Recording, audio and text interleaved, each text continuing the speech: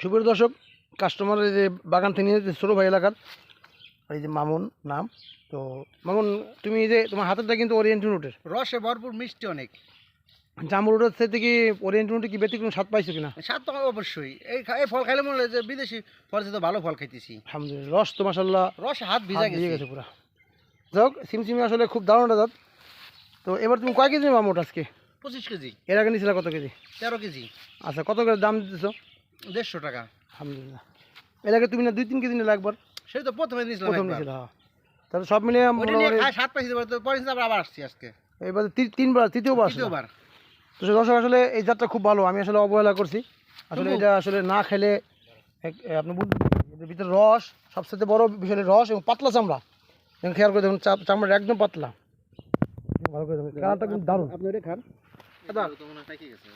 সুকান্ত, তুমি কিছু বলো। এটা খা।